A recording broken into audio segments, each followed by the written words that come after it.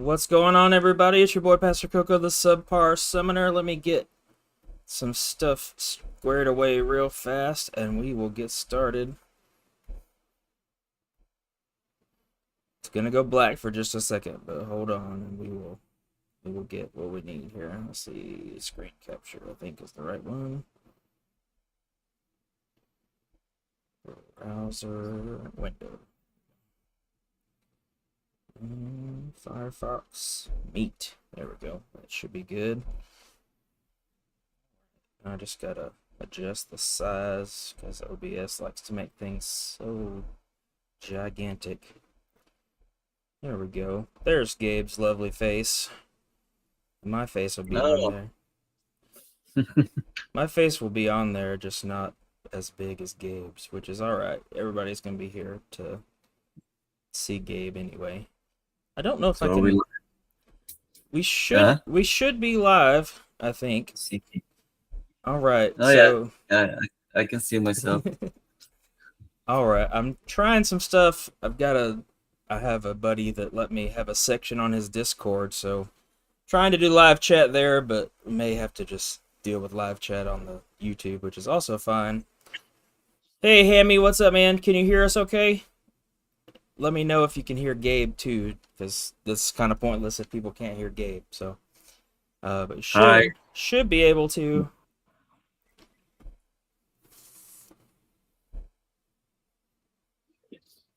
All right, I need to put you into a separate window, because that way, no, I don't want to make a bookmark. You dumb game. Sorry, OBS pains. I need to change this real fast. Since I'm trying to, let's see here, Meet. There we go. There we go. Now I can look at my YouTube chat without the, it changing the screen on the stream. So, all right. Well, thank you so much for doing this, Gabe. I appreciate it. I know that you are trying to get word out about your game as well. So I know you're trying to get wherever you can, but, I appreciate you giving a small channel a chance to talk about stuff as well. How are you doing, man? I'm a bit tired. Yeah. I've been working all weekend and Oh yeah, I bet. trying to get things done for the launch of the campaign, and yeah, and end of the day I just get like completely knackered, and I'm trying to take a couple of days break starting tomorrow. Yeah. So I want to leave a bunch of stuff ready for social media, for stuff like that. So. Well, I'm not surprised that you're tired. I was looking over the press release you sent me right before we started, and even your press releases are a work of art. Like, it's beautiful. Like, it's just a press release, Gabe. You didn't have to go all out, but it's absolutely gorgeous. So. I'm kind of like I love doing things in a visual way. Every time I present things to people, I barely put any text in it. Yeah. And sometimes people just go, "Can you just send me the presentation?" It's like, well, I have to come with it so I can talk over it. So I started recording it and sending the video so they can watch, because I don't like to put a lot of text. I think people connect more with visuals, right? Yeah, for sure. Well, thank you so much for joining me tonight. I appreciate it. I want to talk a little bit about your time at MCOC first, if that's cool, and then I definitely want to talk about what you got going on with Whatif Games as well. Sounds good. All right. Well, I know this is a shock to everybody, but we're going to start with talking about Psycho Man, because if you don't know, a lot of the community does. I have fallen in love with Psycho Man from playing the game and from the character. I just love the character. I think he's so cool and unique. I love the way he plays in the game, and I didn't know anything about him until the game happened. But I've, as you can see from my logo that JX designed for me, I've fallen in love with this character, and people now associate me with it. So I wanted to know from you, like, were you aware of Psycho Man as a character from reading comics, or did you stumble upon him when y'all were looking for characters to add to the game, or how did that come about? Well, I've been a big fan of Psycho Man from the 80s run. Oh, okay. The Fantastic Four, John Byrne. Oh yeah. John Byrne, changed the Fantastic Four, the way I seen the Fantastic Four. I was young, but Yeah. and he brought a lot of the old Jack Kirby, threats, and kind of updated their visuals for the 80s, but still the very reverent nod to the original, right? So I love all those Kirby designs. Yeah. And when we were looking for, bringing the Fantastic Four for contest was a big deal for me. We went to Marvel and presented the whole thing about like, we want to make this year the year of the Fantastic Four, and this is the villains, and of course you have to bring the big ones, like Doctor Doom or and. But I also brought some of the stuff that I loved from the Fantastic Four from the 80s. Oh yeah. Including Diablo, and people would just like have the puzzle face when I said Diablo and I said Psycho Man. I had to explain it to them. Yeah. But I always been doing that. And then Marvel loves that we try to get like the D-listers. Yeah. And for sure. shine them again and to a new audience.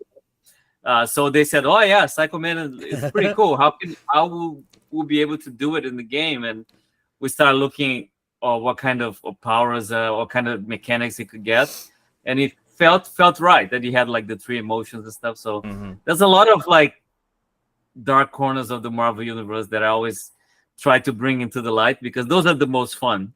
Yeah, everybody does the big ones. Everybody does Spider-Man. Everybody, but yeah, for sure. How many games have done Psycho Man? Yeah, exactly. Like I don't,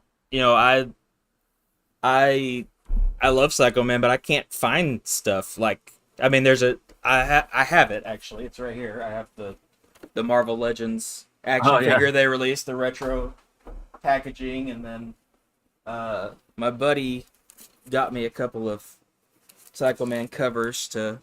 Oh yeah, I remember that one. To have in my office. I unfortunately I don't have his first appearance yet because people like to charge a lot of money for it because it's Silver Surfer's first solo comic story. Yeah. So it's artificially inflated because of Silver Surfer, but so I haven't snagged a copy of his first appearance yet, but I will get one of these days. But sometimes you get lucky. I was somewhere. Had on a road trip somewhere, and it was an island here that has like a little community, and it was a Saturday farmers market, and there was some kids selling comics on the side, and they had the first appearance of MODOK for $8, and then I was like, okay, I'll awesome. take it from you. Yeah, sometimes that's you get really lucky. Cool.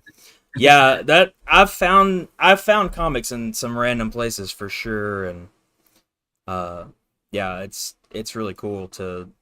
I love the character. I really do like just the idea of a character that controls emotions, and then the way that Aiden translated it into the gameplay of the game when he designed the character. I think he hit a home run. I absolutely love him. I really do. Oh, thanks. And I am. You know what I like about that? Like we did the motion comic with you probably remember of Psycho Man having like a therapy session with Super Scroll. Oh yeah. Remember that one? Yeah, so it was always fun to try and get the two characters in the story that made sense together. Yeah. So yeah. Yeah, I love him. I absolutely love him. He's great. So you basically founded this company, right? Kabam, or were helped found it and were there from the beginning and worked on this game for a long time. So who are some of your favorite characters that you brought into the game other than like your original characters that you came up with? Okay. There's so many. I know that's a wide question, but like maybe just like your top 3 favorite that you. Well, the Fantastic Four already like because we wanted to not only do justice to their powers, but also how they work together, right? So that was a different thing for us to do, how they can bring each other's powers into the fray, because sometimes you have like a group of superheroes in contest, but they only go to fight one at a time. Yeah. And then at the time, it didn't feel right for a tight group like the Fantastic Four, right? They need to help each other. Yeah. So there's other characters that we had to think about and how to make them amazing. I love the Silver Surfer. I love I love the way we did Quicksilver. For the longest time, we stay away from Quicksilver because a lot of people in the office said, no, we cannot do this character, it's too fast. How are we gonna do this? And we start looking at other games like, wow, they do the Flash in Injustice, so let's try and top them and make it really, really fast and without breaking the game, because you don't want for sure a character that is. So when we like finished the animation and stuff and we looked at it, it's like, yeah, that's it. It feels really, really fast. And I will say, I think that y'all nailed Quicksilver. It feels like you're playing a speedster, so I think you did a really good job of translating that without breaking the game, as you said. Like, I mean, right, yeah, it feels like you're playing a speedster, and it takes some adjustment because his animations are so different than other champs. But I really enjoy playing with them. I'm trying. I like the characters.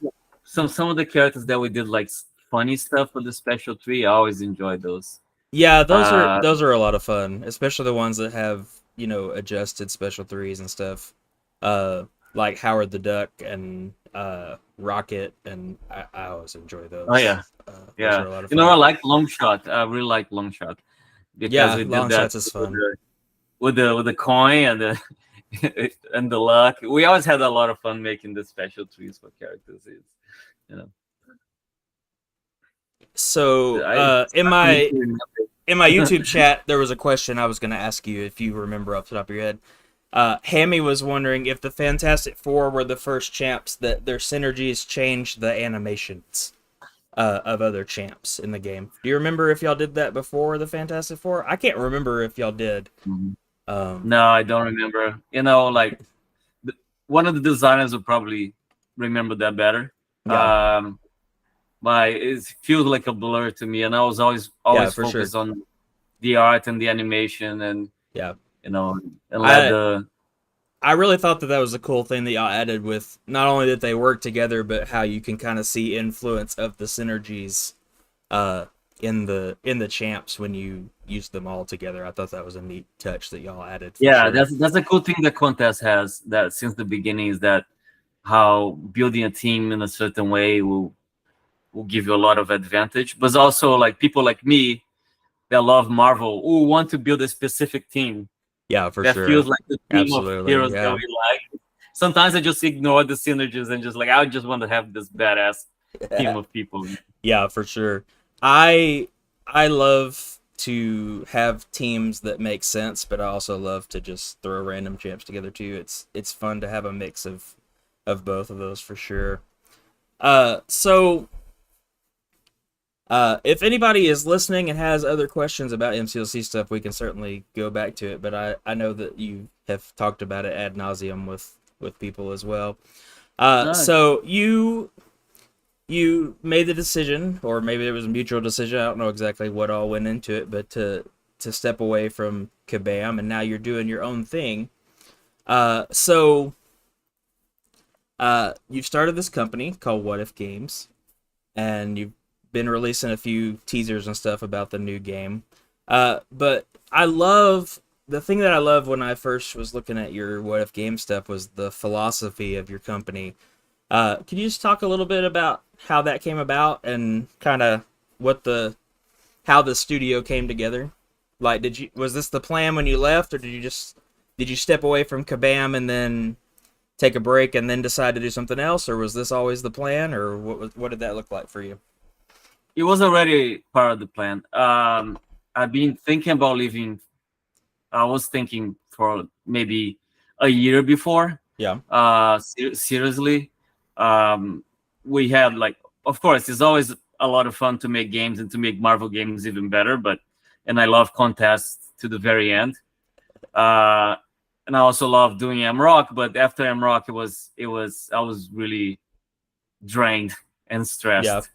So, and a lot of people were. That game had a lot of problems, and even though everybody loved it to bits, there was a lot of problems that we couldn't figure out what the game was. And when it came out, it was very different from the original idea that we had. So we were trying to make it, as good as we could, but games sometimes are like that. It doesn't work. So after MROC, got canceled, I started thinking, what should I do next? I didn't want to become. I was at that point the oldest employee, not in age, but in how long I was in the company. A lot of people from the early times had left already to do other things, and I started feeling that maybe I should just leave while I'm still on top, and I'm not become like this relic from a company that is, gone. Companies change. You know what I mean? Yeah, And for sure. I love the people there, but it was a different thing when we started, and I missed that. I missed that early days. So I started making a plan. What can I do? Like, if I get another job, it wouldn't be as good as Kabam. Nothing would.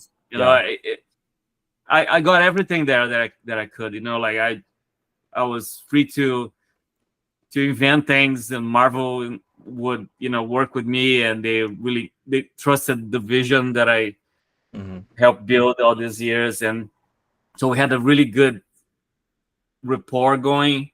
In the company, they let me be creative, and I got well paid, and I had friends, and it was great.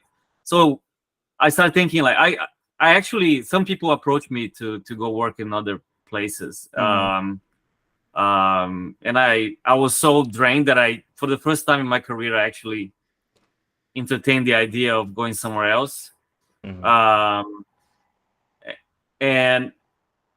But then I said, like, it's not going to be the same. It's just going to be a job that is be slightly worse than what I'm doing right now. The only thing I can do is try to work on my own stuff and, try the ultimate dream of building your own universe. Yeah, for and sure. then I started talking to other people, and they felt the same way. They all felt, not all of them, but a lot of people that I worked with, like, they're more veterans, and they're trying to see what the next step in their careers would be.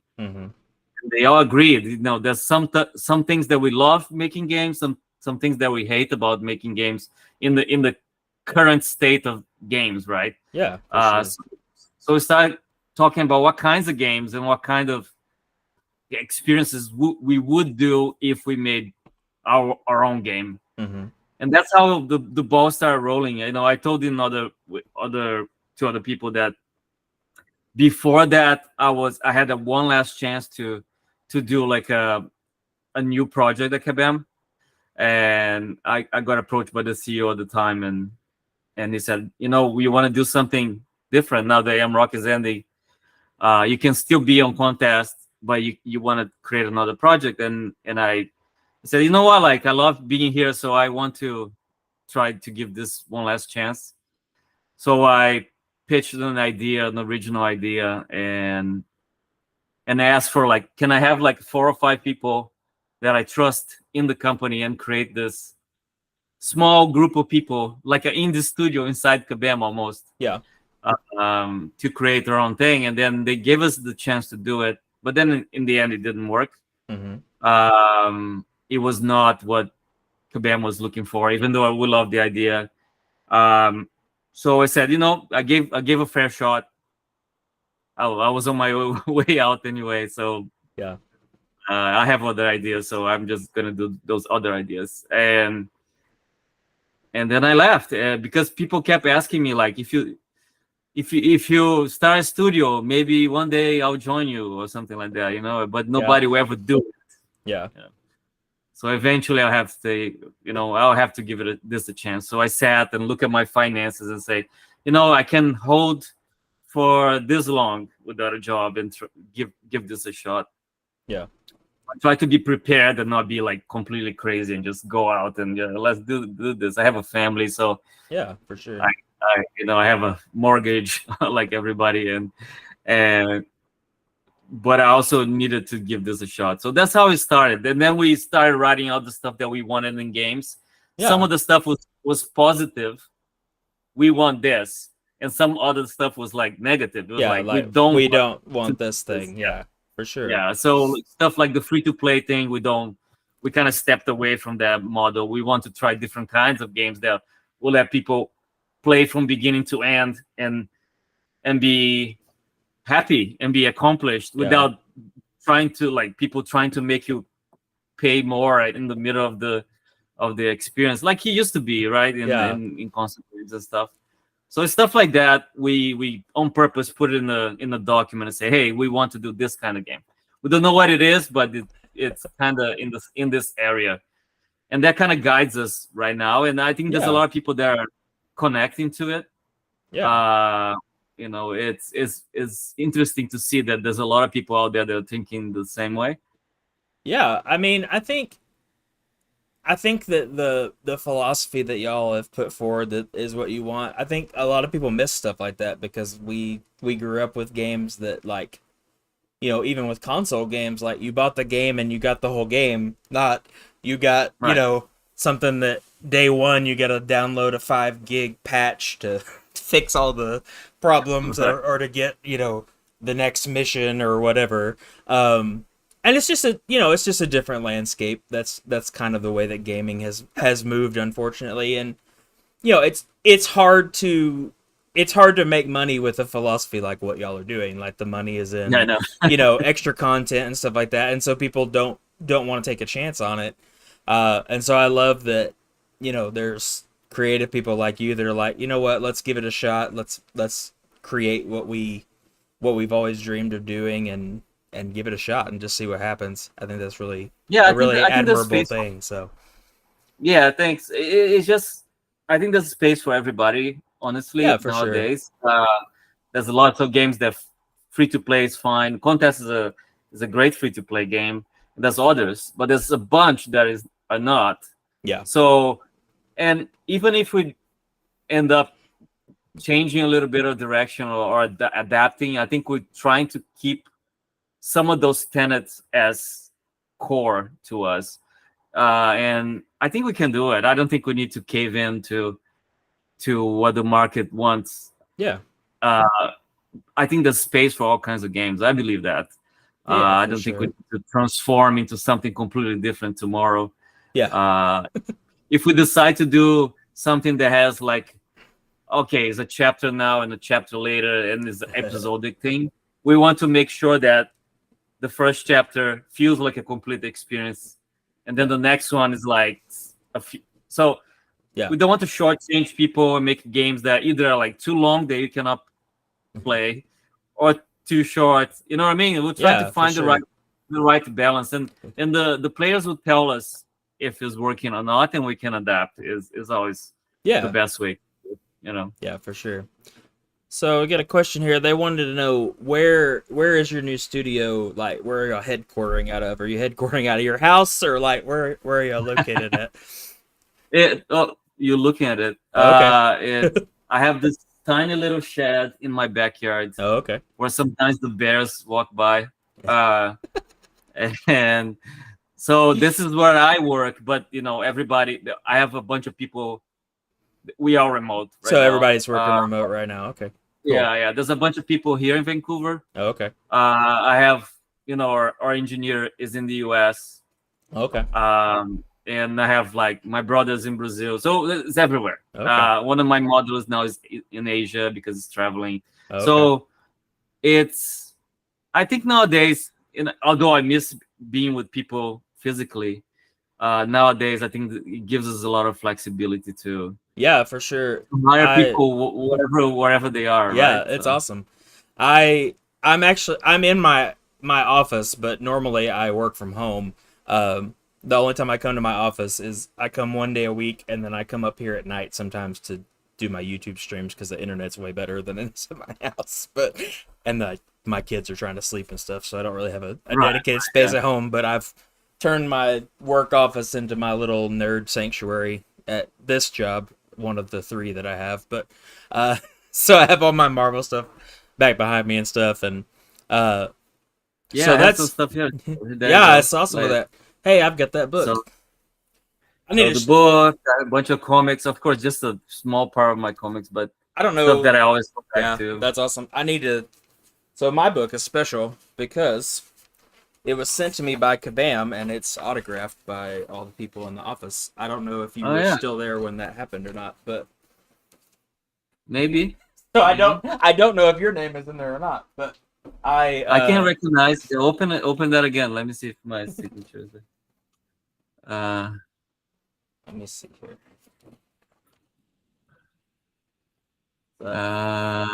No. Move up. Up, up, up. A little bit more. No, I'm not there. So it's not valuable if you No, don't. it's not valuable My, because you didn't my sign it. signature is not there. I don't know. I think Jack signed it, and he's getting really popular with those short shorts he's been wearing on the live stream. So, you know. But no, I participated in one of the like playtest group call things that they do from time to time to ask about the game, and I was sharing my story about cancer and going through chemo and stuff, and they messaged me and they're like, "Hey, we'd really like to send you something if that would be okay." And I'm like, sure, free stuff is always okay." And so they sent me this big box, and it had the art book that's autographed by the team, and then it had I've got the Guillotine pop vinyl, and they sent me the MCOC, the comic book, and some other things, and That's awesome. I really appreciated that because, you know, there's a segment of the community that talks about how Kabam only cares about money and all this stuff, and I thought it was really awesome to see that they did that, and they didn't have to send me anything. Yeah, no, the community team at Kabam, they're awesome. They're real nice people, and they do a lot of cool stuff. Yeah, they really are. I miss those guys. We used to sit close and talk about different things, and yeah, it's they're nice. You know, I think a lot of people don't have no idea how cool that team is, and you know, sometimes you see things through a lens of it's trying to screw us or whatever. You know, like they're really passionate about what they do, and you know, I've really enjoyed. I just got into the CCP this last week, and so I've really enjoyed visiting with the designers and stuff, and some of the Kabam employees about different aspects of the game and stuff. So it's been really neat to get to visit with them about that. Cool. So let's talk a little bit. I was reading through your press release right before we started about your first project with Whatif. So it's called Kinshft, and I don't know how much you are cool with me sharing, but yeah, go ahead. So, like I said, the press release is beautiful. Let me see if I can pull it up on the screen. It'd probably be too difficult to deal with, but let me throw another screen capture up and see if we will see if I can throw it up on the screen so people can see it. People need to see how beautiful this thing is. So, all right.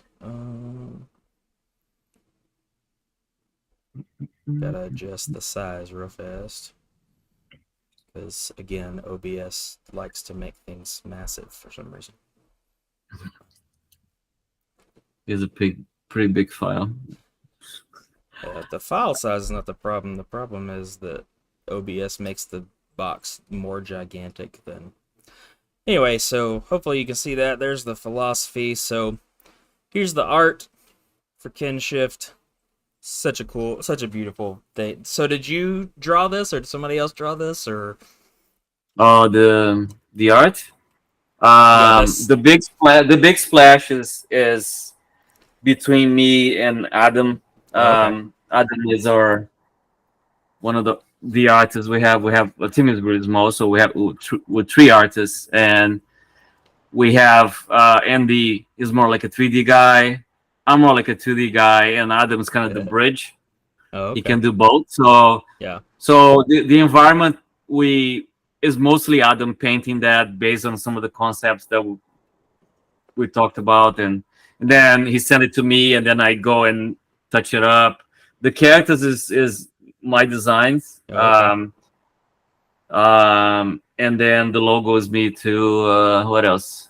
Yeah, there's a bunch of stuff that is all of us together. That's awesome. So cool. So basically, Kinshft it says it's going to be a time-bending action RPG. So basically, as you can see here, you play as a family of people in 3 different eras of this Earth, which I'm assuming that y'all are making this all from Is this a brand new world that you're creating completely from scratch? Yes. So, it sounds really really neat. So there's, I guess, 4 characters. We don't have any information about one of them yet, but Nova, Naomi, and Niles. And then there's 3 different ages during, basically following after some catastrophic something or other on the planet, whatever that might be. But as I was reading through it, it sounds like a great combination of a lot of different games. Like when I was reading about the time shifting mechanic and solving puzzles across the different things, it reminded me of A Link to the Past, the old Super Nintendo game where like you would go from there was like the 2 different worlds and you would have to like do things in one and then you would use the magic mirror and shift to the other one and it would have like opened a door or portal or something that wasn't there before.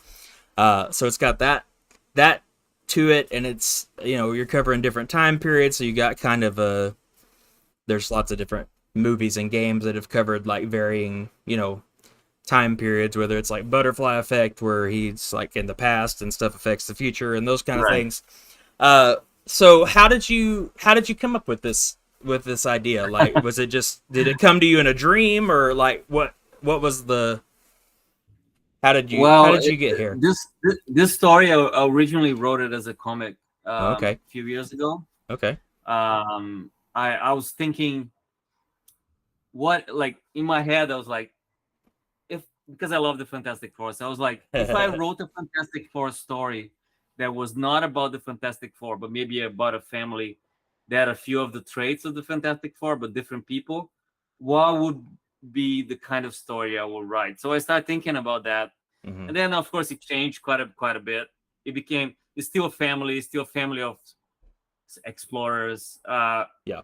And then it kind of evolved from that. The idea of like time kept evolving through all the stuff we went through recently, the whole pandemic thing, and and my own experience living away from my family. I'm from Brazil, and most of my family is still in Brazil, and even though we're so far from each other, we only see each other every couple of years or whatever, we still feel very connected. Maybe even more connected now they were separate. Yeah.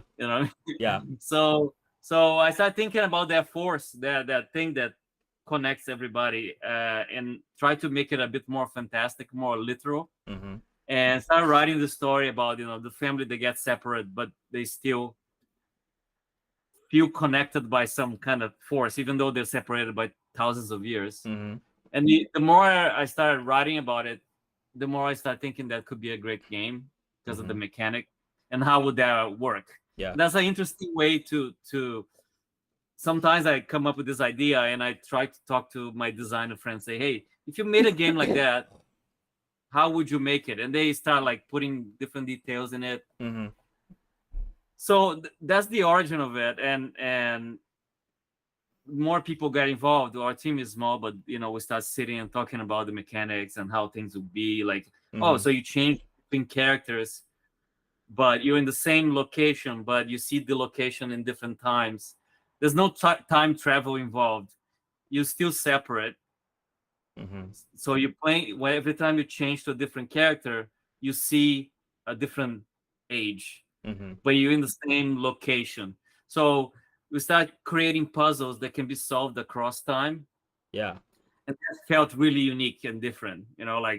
So if you're playing as the daughter, which is in the primordial age, you can help your mom get some items in the future by putting them in a time capsule, putting in a hole, and indicating to your mom what they're going to be in 1,000 years. And your mom say, hey, don't put it right here because this is going to be under the sea. Okay. So put it right there because this is kind of intact. There's a temple here that is still standing. So you need to coordinate across time between the 3 characters to solve to help each other, right? And that's forwards in time and backwards in time. There's some things that you can do to influence the past too, which is a bit weird. That when I read that in the press release, I was like, well, influencing the future from the past makes sense, but it's interesting that there's also going to be like this idea of influencing the past from the future. So I was curious about how that I'm interested to see what that looks like. Yeah, so it all comes to the father. The father, all the three characters are kind of the classic kind of archetypes of three classes, right? Yeah, that's what it sounded like. The daughter is like a rogue, Mhm. or or a thief. Mm-hmm. The mom is like a heavy or a barbarian. If you think about fantasy, of course, Yeah. she's not literally a barbarian, but Yeah. the father is more like a mage. Yeah. Because he does things that feel like magic. It's all his own brand of science, but it's so out there that it feels like magic. And one of the things that he can do is to send quantum waves back in time. Like, so Oh, okay. he can find things that have a certain kind of energy that can be sent back and influence the same object 10,000 years in the past. So it's a bit magical what he does, and he's the only Okay. one that can do that. Okay. So that's the way we're imagining this. He's the more magical kind of Okay. quote unquote. Yeah. So there'll be a lot of interesting twists about how you have to think about what you can do to get the other characters, out of trouble. Yeah. By using sure. the tools you have in that specific time. Yeah, for sure. So is this so is this going to be like a single player thing, like you play as all three people and you shift between times, or is there like a mechanic where you can play like with other people and you each control one of the people, or like what is the what does that look like for the game? Our focus right now is to have a strong single player campaign first. Yeah. So we have a game that you can play from beginning to end, and you play as the three characters, and you can change at any time. Yeah. It's almost like you're shifting and go, oh, I'm going to the future now to see, and go to the past. So that'll be our first, we want to get out of the gate with something strong that is a calling card for a company. It's like, oh, that's the kind of games that they will do, and they'll do well. Yeah. But we do have a lot of stretch goals in our Kickstarter campaign to add new modes, to add new ways of playing it. Oh, okay. To add new chapters, new parts of the world, to expand the experience. We want, if we get our dreams, this will be a universe that you can play many different stories with many different characters. And we even thought about, because we want to start with PC, then mobile, then perhaps console. When you play in a bigger screen, in a console, if we do like a Switch, for example, we thought about a mode that you can slice the screen three, and then play, three people play all three at the same time. Yeah.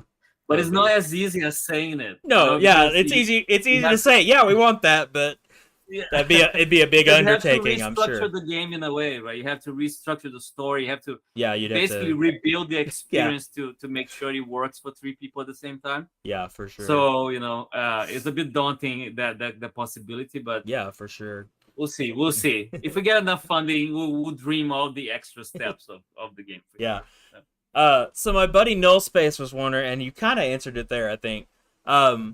Is the idea with Whatif Games that your games will all be like independent things, or is it going to be more like with Champions and MROC, where you're building like this universe that like your different games are all connected in some way? Not necessarily that you have to play everyone in order to know what's going on in the game you're playing, but is your goal to like make interconnected types of games, or what does that look like for y'all? In a way, I don't want to have like to become some kind of MCU that you gotta watch every single thing to understand the other. Yeah. That's kind of an anti-vision, but we know that part of our strength is building universes. Yeah. And that's probably the most valuable thing an entertainment company can have nowadays, is to create content, original content. Yeah. And we do have that skill. So every time we talk to someone, that's what they look at and say, hey, you guys have a potential to create something that is transmedia. You know what I mean? Yeah. If we do Kinshft, the story is strong, and we want to do Kinshft season 2, even if it's a different characters, but it's in the same world. We want to always look at that as an entertainment property that can expand it into other things. Yeah. That's one thing that we always want for the future of this company. Yeah. We talked with companies like, I don't know, let's say Netflix now has games, right? And they always try to connect some of their properties, like Stranger Things with the Stranger Things game. They want people to stay in that ecosystem because they love property. They love Stranger Things, and whatever they do with Stranger Things, people try and follow. Marvel is the same thing, you know. Oh, there's comics that. So we want to try to plant a seed. We don't want to go too ambitious right now. Yeah. But the seed will be there to expand into something bigger. We want that. Yeah.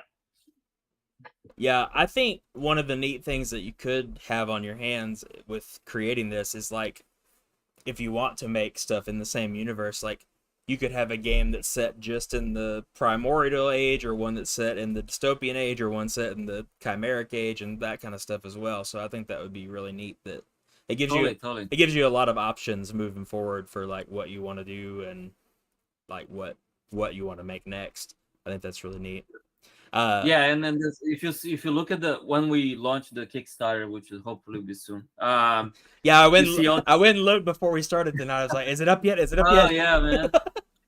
Kickstarter like said that they promised it was going to be approved by yesterday, but not yet. For some reason. Yeah. So, but then if you look at our stretch goals, you see that there is some stretch goals that will expand that universe. Oh, okay. To add new regions to the map. You see a map and you see the extra regions that we want to create. Oh, okay. And the last one is like really out there. If we get to the top of the stretch goals, that's almost like launching this franchise into another level. So we'll see. Maybe we'll get there, maybe we won't, but we have those plans already baked in there. Good. I'm looking forward to checking out the Kickstarter once it goes live and see what the stretch goals are and stuff. I love it.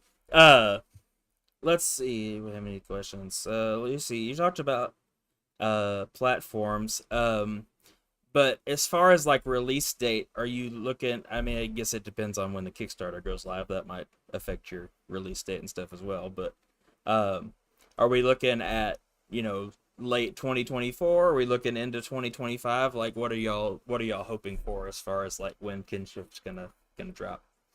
That depends. Yeah, we're gonna launch the Kickstarter. The campaigns usually are really short, like 30 to 45 days. Yeah, something like and that. And then we're gonna see how people respond to it. If we get the minimum, which is the game, if we'll build the game with a team that we're trying to keep the team between 5 to 10 people. And we do have a general idea how long it's gonna take. It's gonna take us into 2025. Yeah, it's about 2 years. Yeah, which is a good size for a game. Yeah, with a team that is not like gigantic. And I was like, say, I mean, y'all got what, 5 people, 6 people on your team? It's not. Yeah. So, and as much as they are good, it's a lot of content. Yeah, I mean, as you can see, the art is very like painted and drawn. It's all handmade. Yeah. We want to make it look like very artistic and beautiful, and so a lot of games companies go, hey, it's ready when it's ready, right? Yeah. And but yeah, we're gonna calculate. If we get more, we might even like get some couple of extra people. Yeah. Or maybe we expand the size of the game a little bit. You know, it depends on how it goes. Yeah, for sure. So I know you are still trying to work on getting the first one out, but like, this one says it's going to be an action RPG. Are you looking at creating, like, are you trying to stay in a certain genre of games, or are you open to building whatever, or what does that look like for y'all? Does it just depend on... There's the dreams and there's reality, right? So yeah. When a team gets good at a certain genre, it's really hard to switch. Yeah. That's in general, right? So yeah, for sure. When we did MCOC, it was a big shift because we were working on fighting games that had certain characteristics, and then you start doing like something that feels like a MOBA almost. We had to bring a lot of people that were, more experienced in that. Yeah. Usually the way I think things is like, all right, okay, oh, wouldn't that be awesome if we made this Yeah. as a like racing game or whatever platformer? But then you have to learn how to make those things, and Yeah, for sure. there's a reason why some studios are very good at doing Yeah. only one or two genres. Yeah, for We sure. like to put more like goalposts. That's Okay. a better Yeah. way to think about it. We Like, love action. We would love to do it this way, but we'll see what happens. Yeah. Yeah. But we love action, whatever Yeah. that means. Yeah. We don't want games that are slow.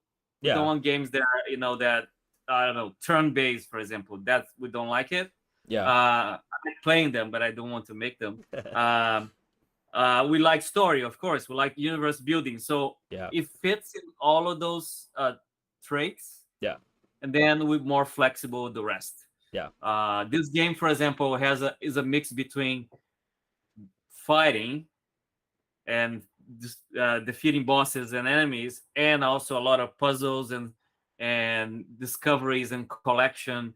So you alternate between trying to solve problems with your brain or with your brawn. Yeah. And sometimes you have to make a decision. So Yeah. we like that kind of balance, and I think that's going to be fun. Yeah. So is the playstyle it's kind of like Legend of Zelda type game, or is it more like Diablo, or what is the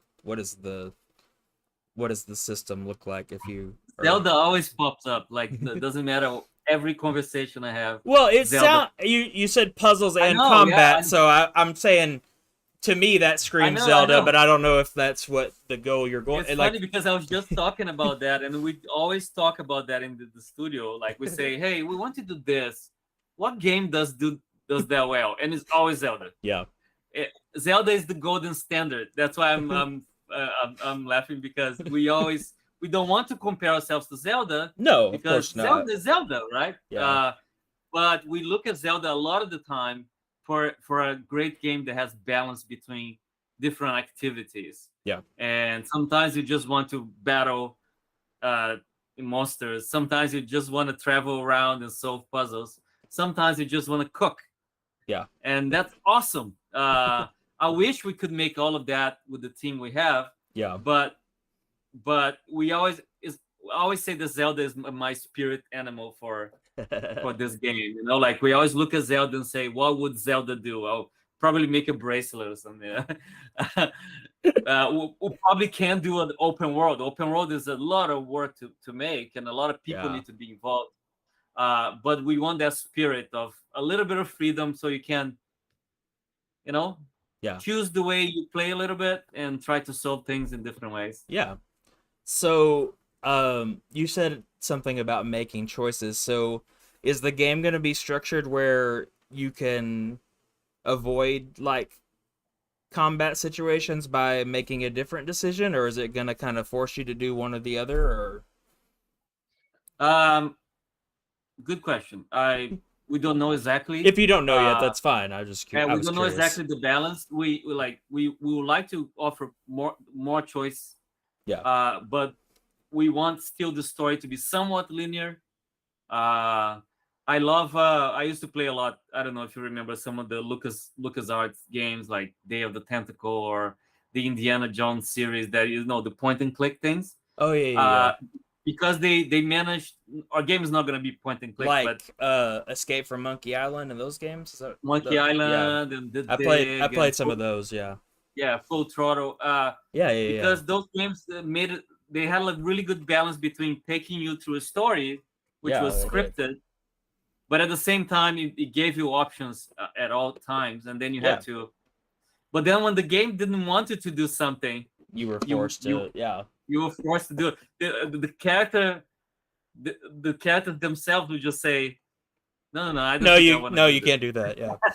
Yeah, So that was kind of the inspiration behind that question was, there's sim games that say that they offer you options and choices, but not really. Like, if they don't want you to do it a certain way, they basically force you to do it this certain way. So I wasn't sure, like, if that was something y'all were trying to do, was to offer true choice to solve a scenario the way that the player wants, or But that's the dirty secret behind game design.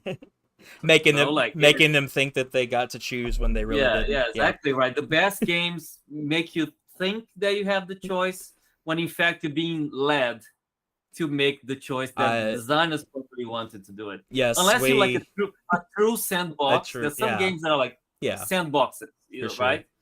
But in most games, people want you to get to that cool moment that they took like months to build, right? So the encounter or the beautiful vista or whatever. So that's the good. Every good game needs to have that kind of thing that they want. They don't want people to feel forced. People need to feel that they're intelligent to make the right choice, but the right choice is always the choice that the designer wanted. Yeah, that the designer wanted, right? So you feel good about yourself. We feel good about ourselves that we everybody's happy. I feel that, this job that I'm at the office for, I work at the vet school at Texas A&M, and there's some professors that like we really have to like, if we have something that has to be a certain way, we have to make them think like it's their idea to do it that way, because it's the only way that will work. But if we just tell them, no, we have to do it this way, then they'll push back. So if we can make it seem like it's their idea, then they're like, oh, that's great. Yeah, I'd love it that way. It's like, thank you for not making our job 10 times harder.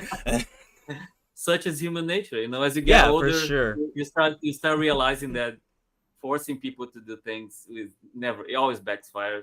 Yeah. So games are like that too. And if we do our job right, people feel that they have enough choice, but at the same time that they're being led through this beautiful story that they will feel personal about, which is also part of our goals. Yeah, that's awesome. I'm really excited about the game. It sounds like a really cool concept. It reminds me of all the best things. Like it gives me Link to the Past vibes. It gives me, I was trying to remember earlier what the other thing I had thoughts about. The time period thing reminds me of the House of X and Powers of X X-Men series that came out a few years ago. How it went through the different time periods of what was going on with the X-Men.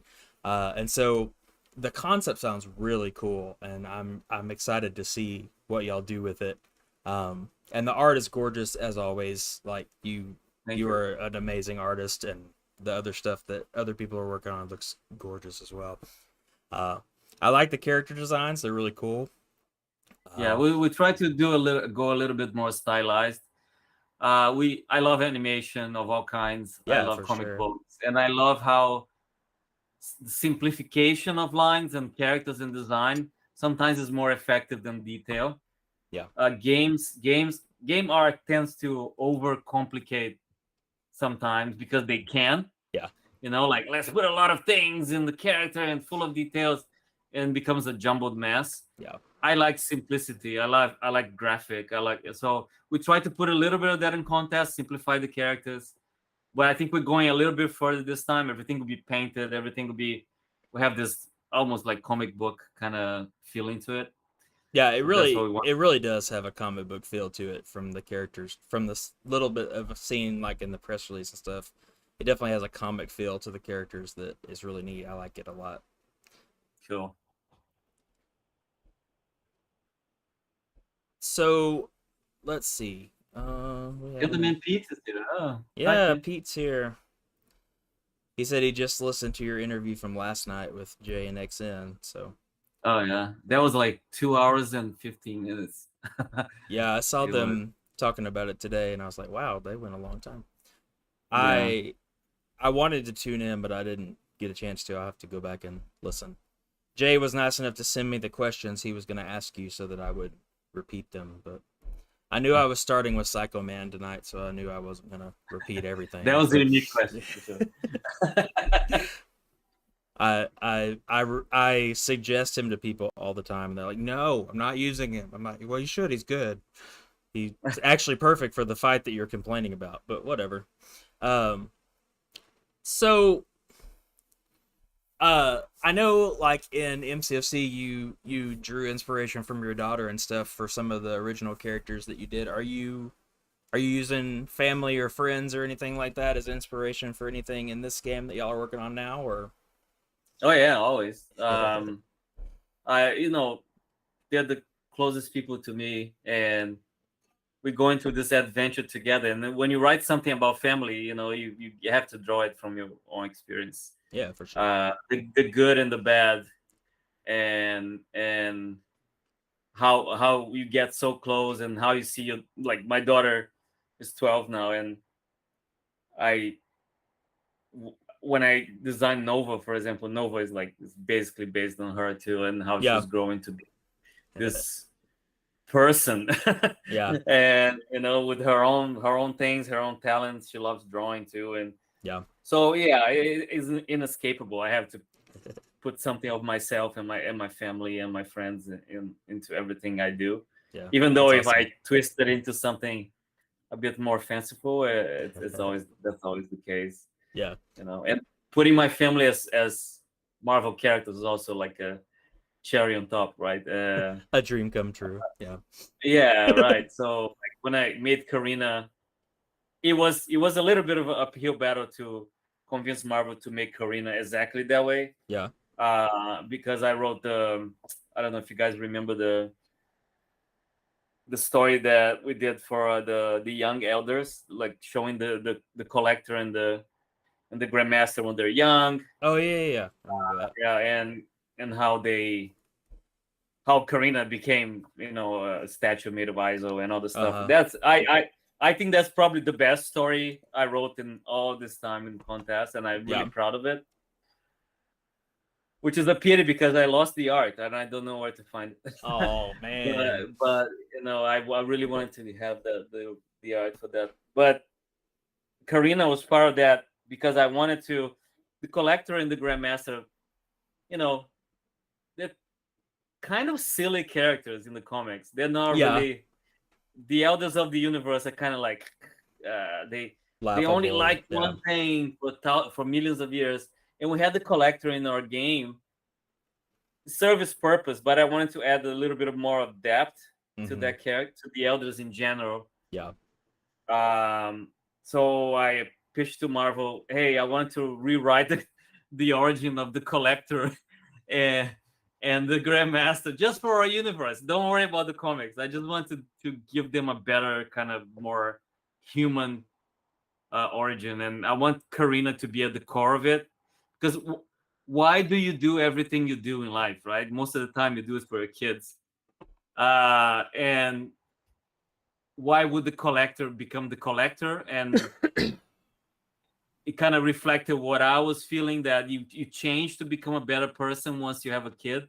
Yeah. All the stuff that you hated by yourself, you want to correct so they can reflect on you. This whole thing with Ant-Man now, be the hero that your daughter thinks you already are. Yeah, for sure. So I wanted to do that for my daughter, and she was growing, and I was like, I want her to become the future, and I want her to become the future of contest too, because this old man fighting for supremacy, those guys are the past. I want to do the transition. So the whole thing about the collector just becoming the collector because he wanted to collect the pieces of the statue of, so he can bring his daughter back to life. That felt like a much better motivation than just like I like to collect. I like stuff. Yeah, I like stuff. I'm a hoarder. And then I kind of added the Grandmaster to that. They both wanted to be, they didn't want to be what they became. They wanted to be they both wanted to be explorers. So they had this friendly rivalry of who would become the explorer. You know what I mean? They're brothers, and they loved each other, and they loved Karina too. Karina was the collector. Karina was the one that was always asking the collector to bring back stuff to her. Hey, every time you go explore, bring me some stuff. She liked to collect little trinkets. But when she died and became a statue, and the pieces got spread through the battle realm, the collector said, you know what, like, I need to do this. That's my calling. And the Grandmaster became the Grandmaster just because he gets lost in the battle realm. and the Better Realm is basically a gigantic puzzle of space time. So he needed to figure out how to play that game and find his way home. So, but then Marvel was like, "Wow, this is really good," but like you're changing a lot, Yeah, for sure. And I was like, "Come on!" Like, so it was a few back and forth. Like, no, Karina needs to be that, and they were like, "Okay, we admire your passion. You really believe in this. Go ahead." And it was awesome. like one of the best moments in my life, because I get to do that for my daughter, and she's asked like, "Oh, Guillotine is inspired by Mom, but are you gonna do a character inspired by me?" And I was like, "Yeah, it's coming. You'll see. It's just gonna be the most powerful being in the whole of the Contest of Champions." So that's awesome. So, and Aegon is basically me, right? But yeah, he's left-handed, but he doesn't have the left arm. So it's like me if I couldn't draw anymore, if I couldn't be a warrior anymore, and I could just rest and retire. Well, please don't chop off your drawing hand yet. We're not. He becomes more powerful after, right? So, it's. I don't think it works that way in Canada the way that it does in Contest. No. Even though and every time you mirror Aegon, he becomes right-handed too, because the game does that. Yeah, yeah, that's a fun little thing in the game with Domino's discolored eye and Aegon's armlessness and stuff. That it's like, well, did you notice that recently we fixed Daredevils, which was the one that we hated the most, that the D's became like I hadn't even ever paid attention to that. The logos were backwards too. We eventually fixed that. Oh, okay. That's because funny. It was very, very egregious. Yeah, but it happens. Limitations of technology. Yeah, stuff. It was. Otherwise you have to do 2 textures for every character. You know what I mean? Yeah. 2 texture sets, one mirror and then one twice. Yeah, twice as much work to bring a character in. I had a question and now it just fell out of my head. Let's see. There's some in the Discord. Oh, our buddy Sarge wants to know if y'all need beta testers for Kinshft. Oh yeah, we will for sure. if you don't mind doing for free, I'll beta test anything you make for free, Gabe. I have no problems with that. We'll definitely need volunteers. If we get money, we'll pay people, but right now it will be people that are interested in actually playing a very buggy game and having fun doing it. One of a few things that we're gonna do. We're gonna start Discord, and people can go there and talk about the game. And okay. We'll be there. We'll be accessible to talk about it. And once the builds are coming, the alpha builds, people that contribute to the campaign will have access to that, and then we can all discuss the game and whatever works, whatever doesn't work. We want to do that. It's kind of like the indie way. Yeah. Well, Sarge said he would do it for free, and Jay said sign me up, and so did I. So. Hey, thanks. Oh, maybe I'll do little sketches for people to do that and send it as a thank you. Hey, you can draw me something anytime you want to, Gabe. Anytime you're free, which I know you don't ever have free time because you work your tail off. But. Man. You can draw me a Psycho. You can draw Psycho Man for me anytime. I'll allow you to. Okay, I'll keep that I'll put in my list. Once I get my promotion figured out, I will pay you to draw me one. But I was selling eBay sketches last year. I remember. I was really upset that I didn't have any extra funds at the time to buy one. I really wanted the X-Men portraits that you did. The little those yeah, I really liked those. I had a plan to do like the ages of the X-Men, but that never went anywhere. Maybe I'll start doing it again. I like drawing on paper. Yeah. And at the time I was so bored with like the meetings that I would start sketching during the meetings. Yeah. And it was virtual, so nobody saw that. Nobody knew you were sketching during the meetings. Yeah. Well, most people are looking at Facebook or whatever during the meetings nowadays. So, and then I said, I like doing this. Maybe I should try and put it on eBay and see if people buy it. And yeah. Pete said he has that Wolverine on his bookshelf. So, and I know. Oh, the Shogun Wolverine. Yeah, I think so. Yeah. I think he did like a unboxing of it, right? He did a video. He might have, yeah. And then Yeah. Jay's got his Legion that you did for him. Legion, It's yeah. framed and put on his wall, so, or on his desk. I don't know where he has it, but I know he's got it framed and stuff. So Yeah, I was looking at the drawings. I think I like the guillotine came up pretty good. yeah, The the guillotine was awesome. It was a really cool drawing. I liked it a lot. I think Max bought most of it. Yeah, Max bought. He loves the original art. Yeah, he was really excited about those. The Medusa one that I did for Cat Murdoch was so. Yeah, so Kat has started on Sundays, you know, because she always does her digital art.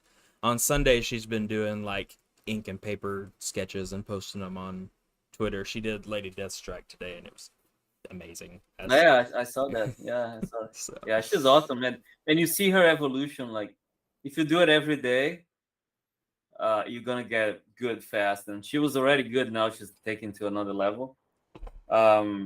That's what I tell my daughter. My daughter likes to draw on iPad. Oh yeah. Procreate and I was like, you're gonna become better than me like in no time, because she draws every day. Oh yeah.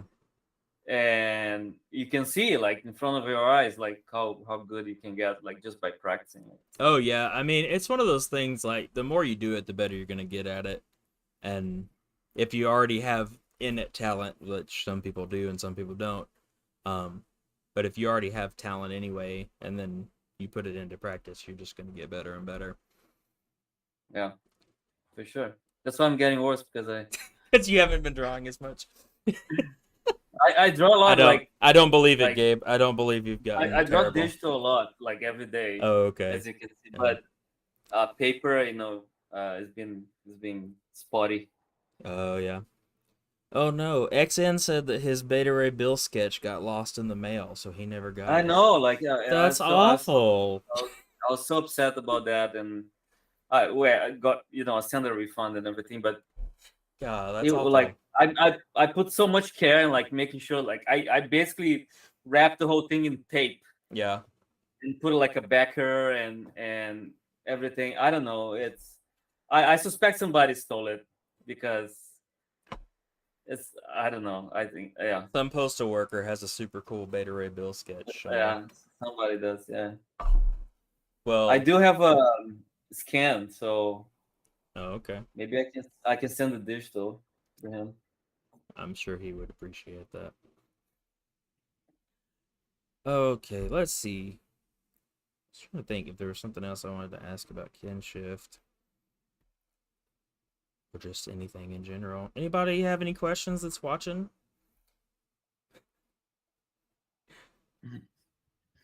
I know that. I think I'm behind. Oh, just gonna press the live. There you go. I'll send you the file and you can print it to any size you want. Who says Gabe doesn't cater to his fans?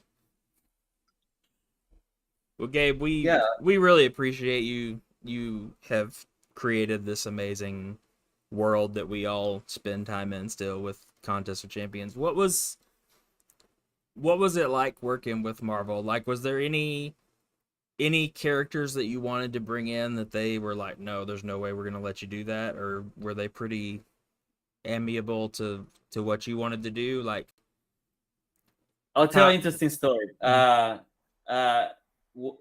By year 4 or 5, every year we got to like sit together and make a list of what characters that we want to. Everybody has their favorites. In the old times, I would just do a list and then people would just, move it around. But then more and more people start getting into the process, and we just sat together as a brainstorm, and everybody brought their like 5 or 6 or 7 or whatever that they would love to have. And I was thinking, how can I expand that into characters? Because most of the characters that I love, I've done it already. And I started looking at the publishing schedule for Marvel for the future months. And I started looking at some of the stuff that they publish. And I was like, I wonder if we can expand into that is not quite a Marvel character. because I know like characters like Rom, for example, we could never do because Rom is a toy that it belongs to Hasbro and Yeah. so. But then there's other things that I would love to put it in the game. For example, Conan, right? Conan is not a Marvel character, but Marvel has a deal to publish Conan, and recently they put Conan in the Avengers. I saw that. In the yeah. in the Savage Avengers. Avengers. Like, yeah. So just like, I wonder what is the legal limits on that. Like, so I started asking for characters like Conan, and I even looked at they started publishing Ultraman. Oh, really? And I was like, I wonder if I can do Ultraman. So I started going outside of the box. But unfortunately, those things are very specific to publishing. Yeah. And we couldn't touch those things unless we made our own deal with whoever is the. But for a while, I was like considering some really weird characters. Yeah. And Marvel said, "Oh no, unfortunately, Conan is a different kind of deal." So yeah, there's a bunch of characters that Marvel said no, but they never said no because they didn't like it.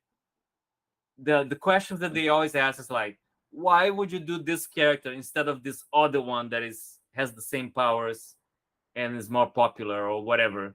So when I created Purgatory, there was a question like, why don't you do Lilith? You know what I mean? Because kind of similar enough in like this demon kind of area. And I was like, no, this is part of the Guillotine story, and this is why this character is different from Lilith. Because they want me to present a strong case, because every contest character was not only supposed to be a contest character, it was supposed to be a Marvel character that can be used in any medium. Yeah.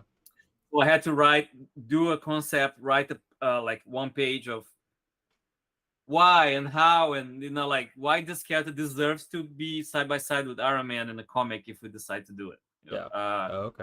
And why don't you use another Marvel character that is similar enough? So the character needs to justify their existence.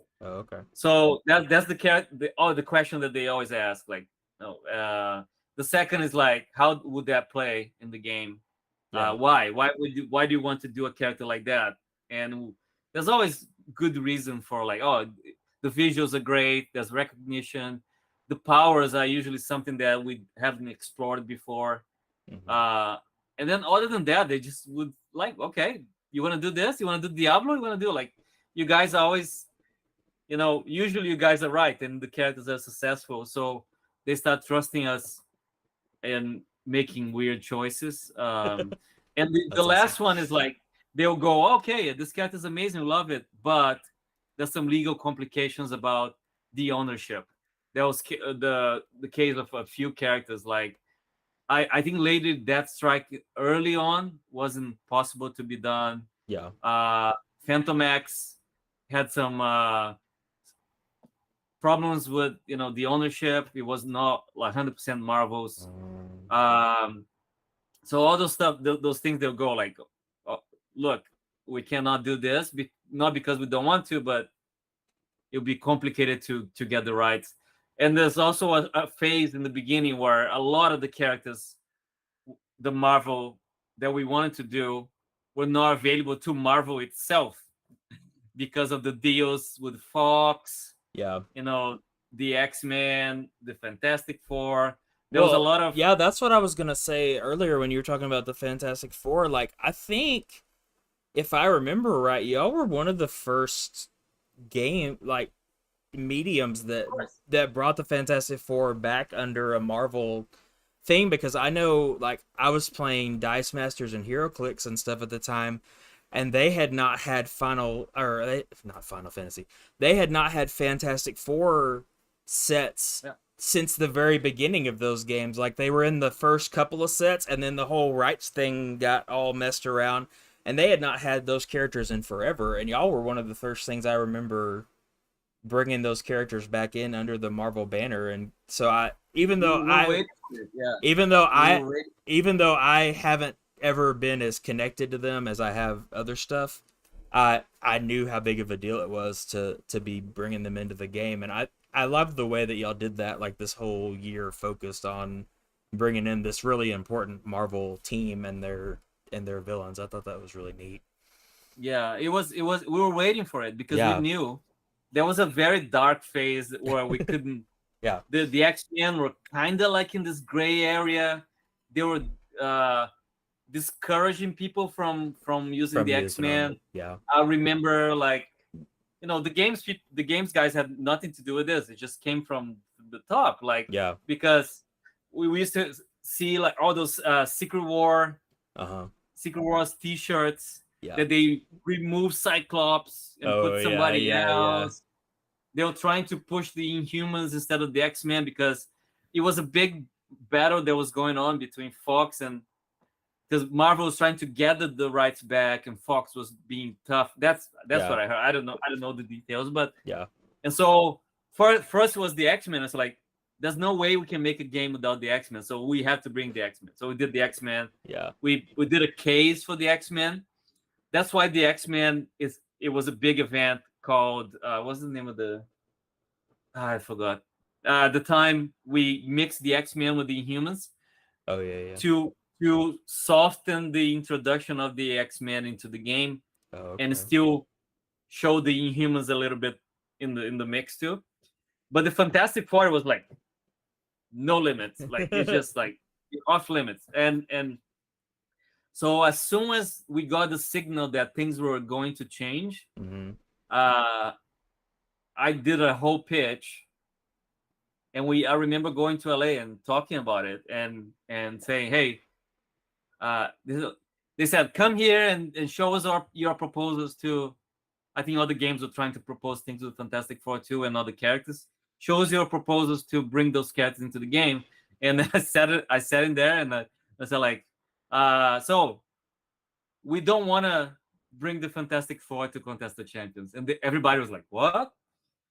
And they really got like taken aback, and it's like, because we want to tell everybody that the Fantastic Four have always been there, and that was the idea that we wanted to do, because there's no contest of champions without the Fantastic Four. Yeah, So we wanted to tell the story retroactively, yeah, like the Fantastic Four was one of the original 12 heroes that were brought into the battle realm. So we showed the timeline, like we'll divide the year in four. Every 3 months we'll bring a different characters and a different villain.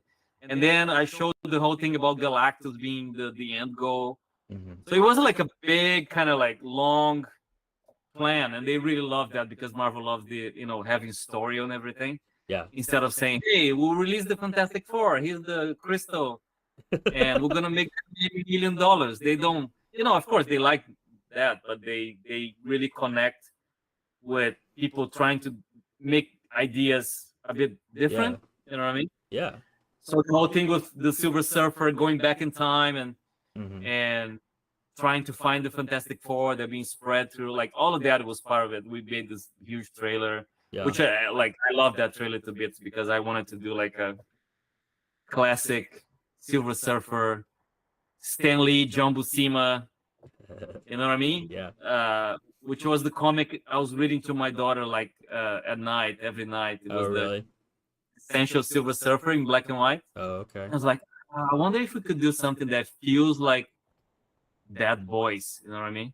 Yeah, So we did it, and we found so a cool. really awesome actor that could voice the Silver Surfer. And I Yeah, was really happy because there was a lot of people in the comments saying, "Hey, Marvel, pay attention to this. If you do a Silver Surfer movie, should be like this." You know what I mean? And they were that's like, awesome. "Yes, Yeah, we got it right." So it was a big labor of love to bring those characters when it really happened. But every year there is more characters that Marvel adds to the list yeah, because they want to consolidate everything back. Like even yeah, the characters that they maybe lost through the years to some like legal battles, they're trying to bring it all back. yeah. I Namor know. was Just a few weeks ago they got Hulk and Namor rights back. I think where they can now. I yeah think they can now do a Hulk solo movie, which is they were not able to before, which is why Thor Ragnarok was basically World War Hulk or Planet Hulk, I Yeah, guess. yeah, yeah, But yeah. it was Now they can do Namor. Yeah, yeah. So so they're very smart about it. They're just slowly like grabbing and consolidating yeah, everything. and I'm so glad that they are because it just feels weird. Like it feels weird that we've had over a decade of this Marvel Cinematic Universe without the X-Men. Like it just feels weird to not have them Yeah, involved at all in this big I overarching know. story that's been going on.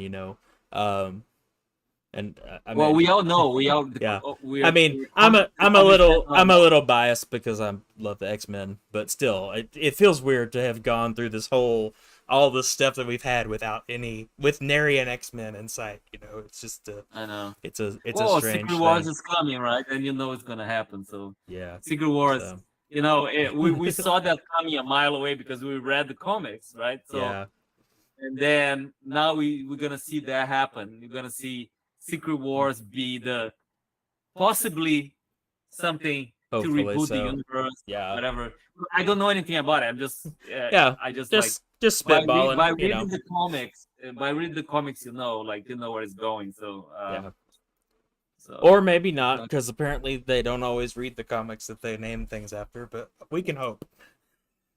they do read I it. was And there's some well. They read it. I think They read it. They don't always use it to influence the no, things they yeah. make. Sometimes they But think they can change it. I And, remember yeah, so, I was reading something when they just did the Secret Invasion show, and I remember they said something about telling the person that made it not to read the Secret Invasion comic. I'm like, then why didn't you just call it something else if you're gonna I like know. if you're gonna use Yeah. the name, like have it be influenced by the comic. But Yeah.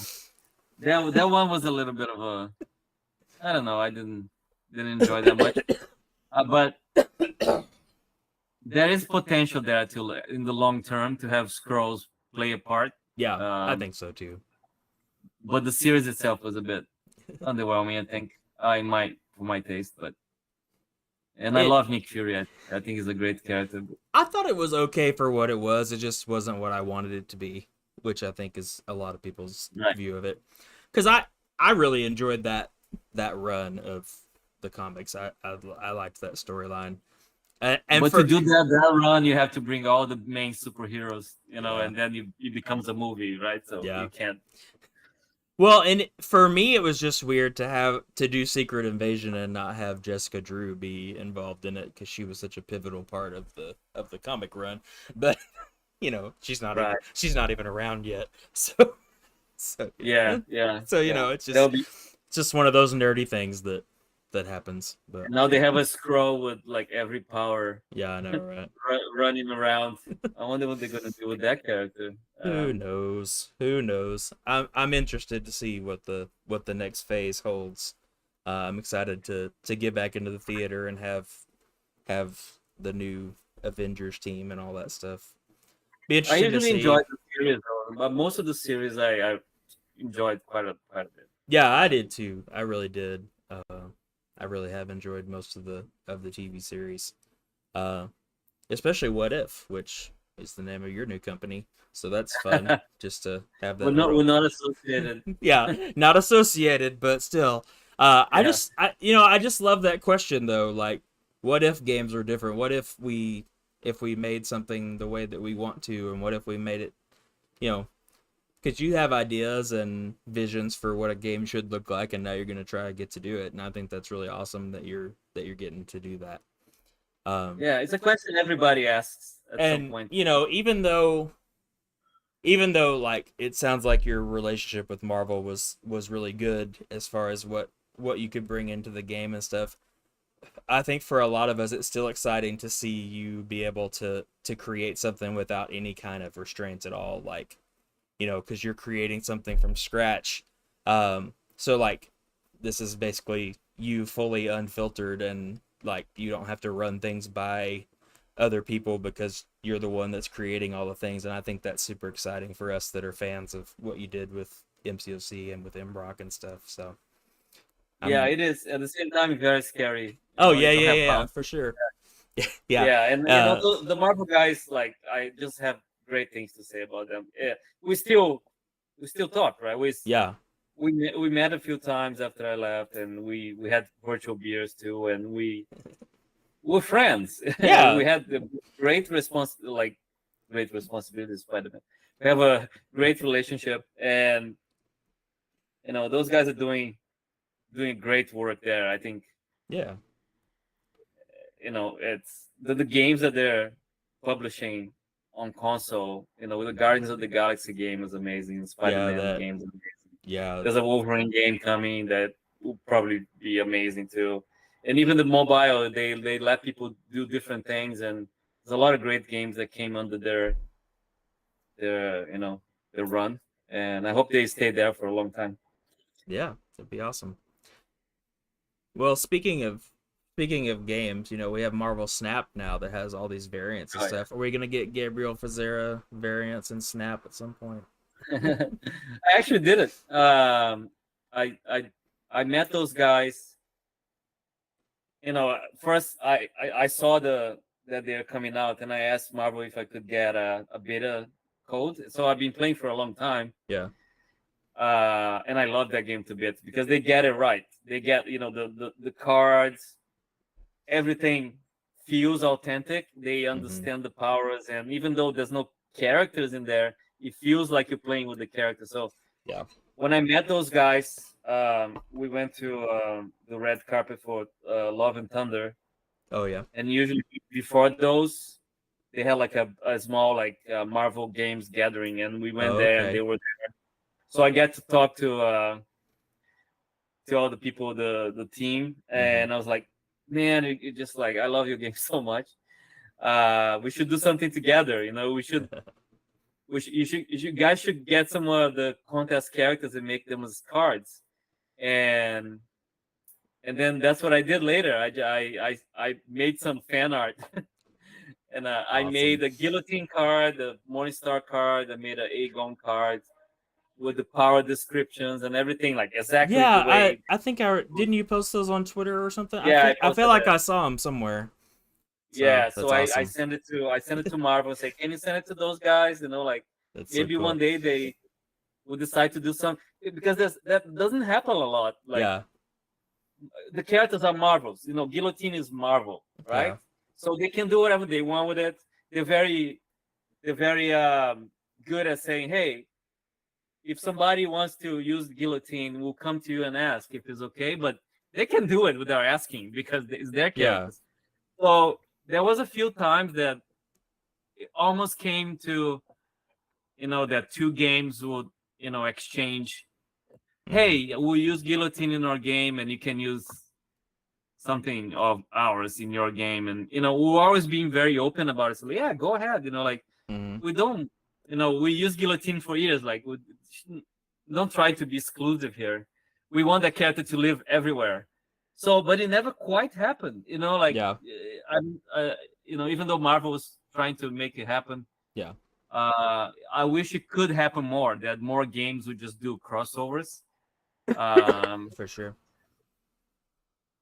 we wanted to do a Spider-Man from Spider-Man console game at some point as Oh one yeah. as one Spider-Man. I remember. I don't know why it didn't happen. I don't know. But yeah, I like those kind of things.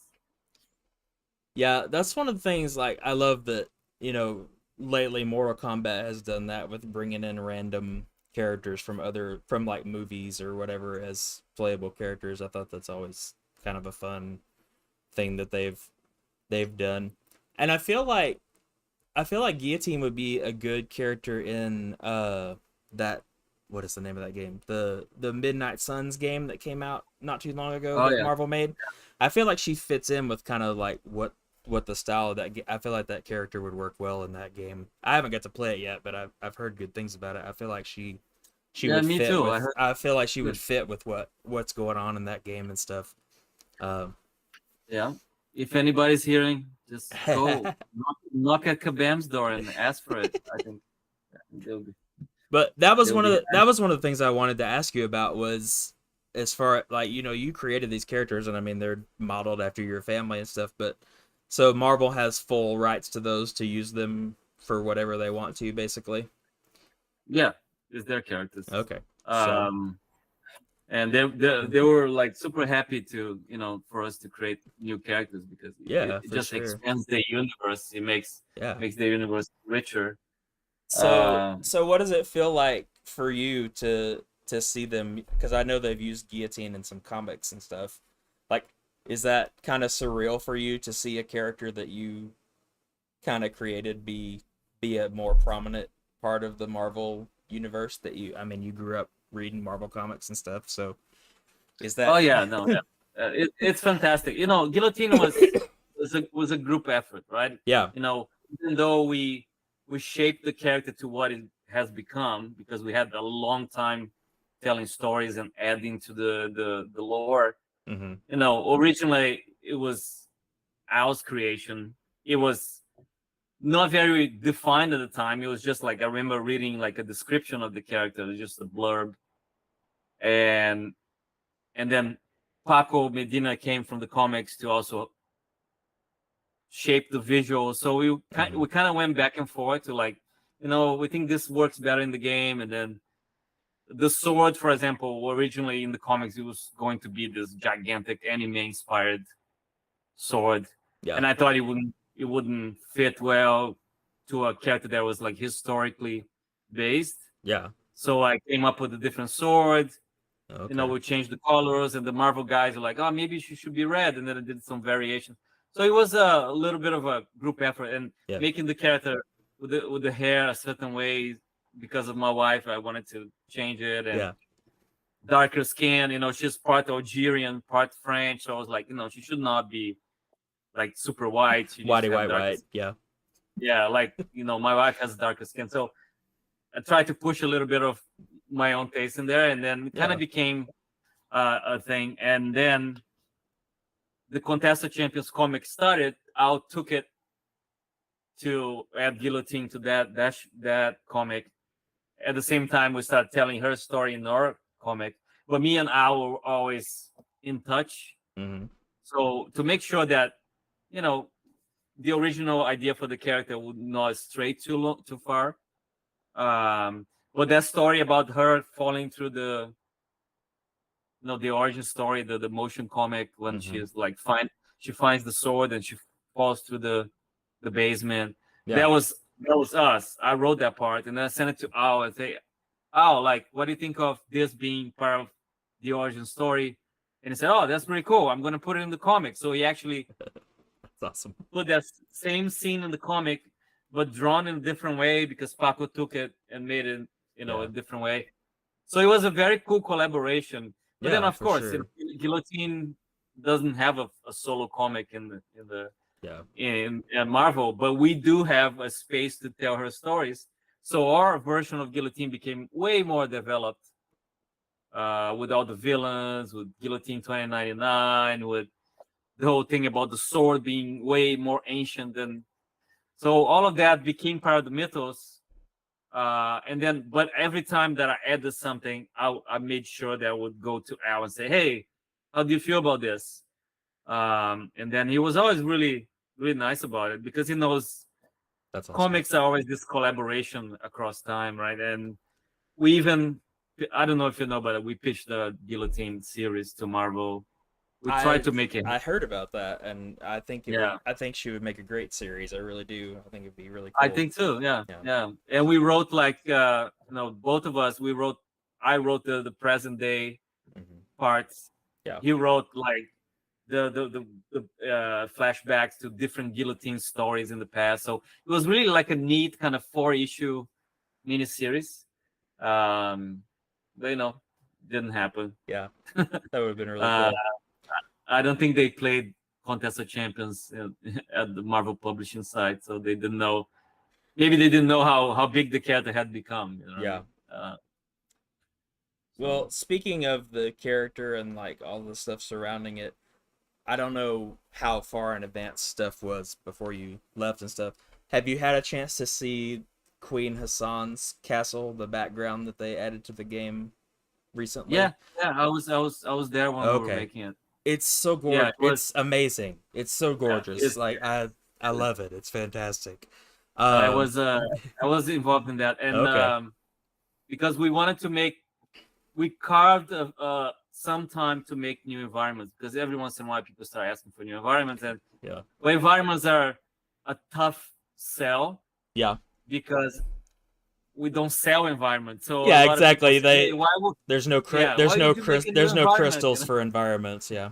Yeah, exactly. So it was hard to convince monetarily. Like, so eventually we carved some bandwidth to do new environments, Yeah. and we had a list of different places that we could do, Yeah. all classic Marvel places, and I just like, come on, guys, it's time. We need to do an environment for a character that is ours. Yeah. You know what I mean?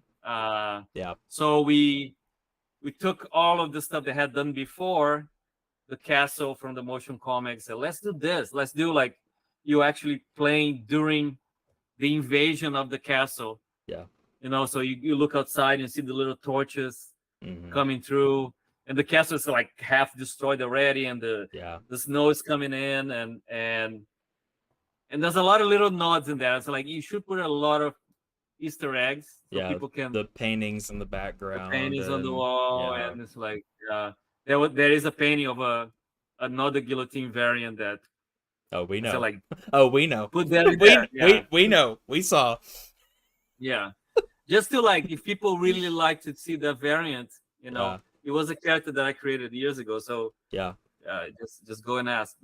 Maybe they'll do it. But it is a transitional animal between Languria and Latveria, right? So it is the fall of Languria and the beginning of Latveria.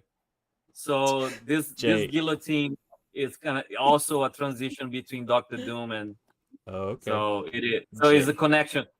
Actually, it was the first thing that I did with the Fantastic Four universe was that. Oh, really? It was creating Languria. As a nod to Doctor Doom. So that before we even could do do Fantastic Four. That's awesome. Queen Hassan, I don't know. I'm getting really geeky now, but Queen Hassan is the name of the family that used to be the monarchs of Latveria before Doctor Doom came to power. Oh, okay. All right. So yeah, awesome. So I put that name in there on purpose, and I tried to kind of hint at the to see if Marvel noticed. Yeah. Yeah, they didn't notice. But you know, JX said that he begged for the other guillotine, the painting that's in the background. Well, I think you. I think you know, MCOC is related to that too. So you should have seen the guillotine house in MCOC. That was amazing. Well, I think you won that battle because that's by far the coolest fighting environment that's in the game. I like some of the other ones, but that one's by far the best. It's so amazing. I just had the idea. You know, we hired a new art director, Tom, and he came in and he had a lot of visual ideas, and I was like, you know, he's in great hands. Yeah. And I just said, like, just put this in here, put this in that. The idea of having the guillotine as the door, as a seat behind the throne, all of that stuff that I care about. Like, oh yeah, this is when people try to invade the castle. There's a gigantic guillotine and it falls on people. So all of that, all of those little nods and Easter eggs. And then they took it and they made it so beautiful that it was. It's amazing. It really is. It's so cool. You guys notice that like all the environments now have like 180, right? You can look at the other side. That was the first environment that has everything's built in 360. Oh yeah. So because we had always a lot of problems with special trees, sometimes the camera looked this way. Oh yeah, and there's nothing there. And that's the edge of the of the world. Yeah. So we decided to start building, things a full, 360.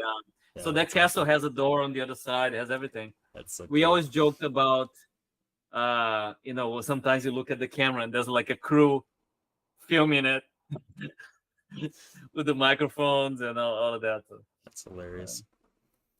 Yeah, well, it's gorgeous. It really is. I love it. That one in the Danger Room, I really like the Danger Room just because, again, I'm an X-Men nerd, but the Danger Room's just such a cool environment. Krakoa / Danger Room. The way it changes and it's just such a cool thing. That was Adam's. He made that level work, and now he's Okay. working with That's at awesome. Whatif. Yeah, That's the kind of thing that he does. yeah, He's an artist, but at the same time very technical.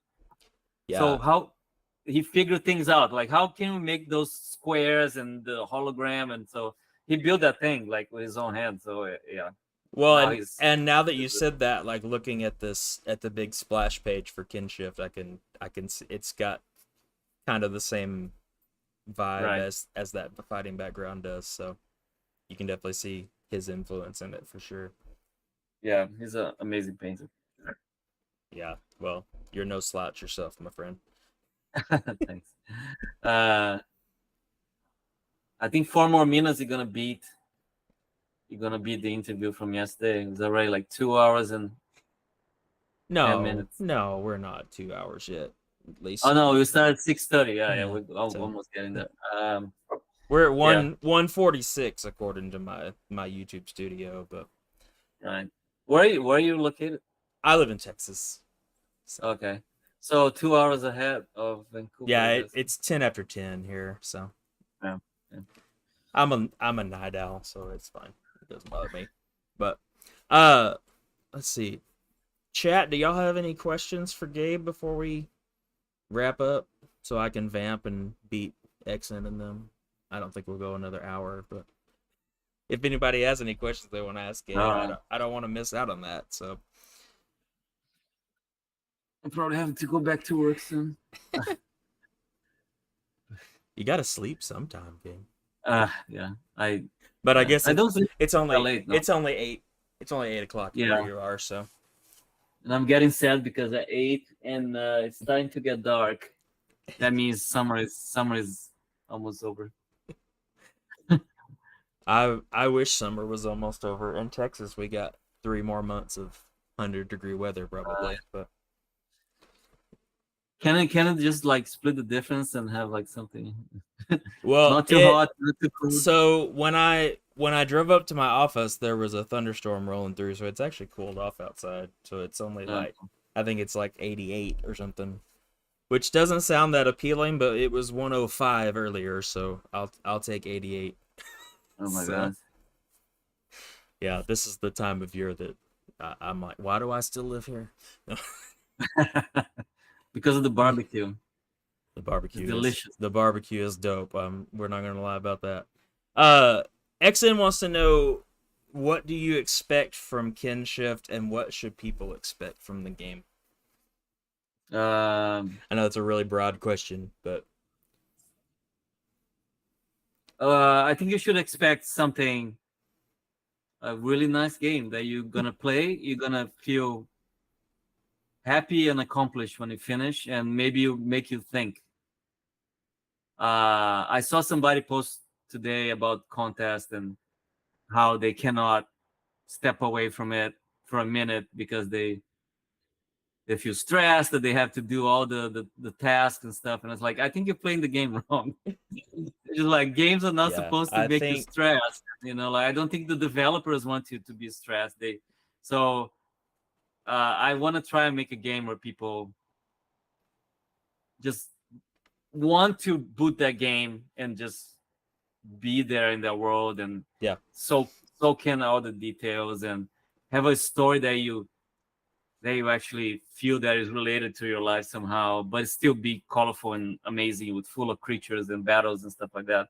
Yeah, I think we want to do something cool, and it's not very detailed answer, but I think we want to go back to the basics. And I think we have a lot of experience, a lot of talent in our team, and we can, if we get enough resources and time to do it, we're gonna do something unique that you didn't see before. And that's, I think, all you can ask for something like that. Well, XN, I can tell you what to expect. You can expect it's gonna be gorgeous because Gabe and Adam are amazing artists. So I know it's gonna be beautiful. And Andy is good too. Yeah, I know it's gonna be beautiful because the artists that are working on it are amazing, and the stuff they're already putting out just to announce the game is gorgeous. So the game is gonna look beautiful, and I know that we know they want to make it fun. We know they want to make it something that you can hop in and enjoy without having to buy a bunch of stuff. So I think you can expect a really awesome game made by a really awesome creative guy that we've enjoyed his stuff for many years now. So I think that's Cool. definitely what to expect from Kinshft. Um, I was gonna ask you And something. if you really wanna see it coming out, like if you have the means to contribute with the campaign, It will be it on will make Kickstarter at some point, and we will. it will be probably next week. We'll have the link, All right. and then Cool. I'll share with you guys. And Yeah, for sure. you don't need to contribute if you can't, but you can go there and say I'm interested in it, because that Yeah, help us yeah. gather interest. Just liking the page and stuff, and visiting the page helps with Kickstarter stuff too, just to show that there's interest in the game. And I'm definitely looking forward to it. I hope that I am able to contribute before it ends, depending on when it starts, because I got a promotion at A&M, but I'm moving from hourly to monthly salary, and so like I'm not gonna get paid in September. I'm not gonna get paid till October 1st. So it depends on when the Kickstarter goes live and how long it's live for, whether I'll have the extra funds to And back it or not. But I haven't been paid since October last year. So, so yeah, I see my bank account go. Woo! it can be It's rough. good. It's good. Yeah. We live in the dream. We live in the dream. Well, I mean, you live in a forest in Vancouver, apparently, so it can't be all bad, right? Yeah, no, we were like, we bought a house last year, no, 2 years ago, and hopefully we can keep paying it, because the bank can take it back anytime they want. Because my salary at Kabam was actually pretty good, and Yeah. we decided to move to a proper house away from the city. And Yeah. Vancouver and the whole BC is beautiful, and we have a river running in the back, and That's awesome. it really made our lives 30% less stressful just immediately, Yeah. just by being here. Yeah, I'm sure that's awesome.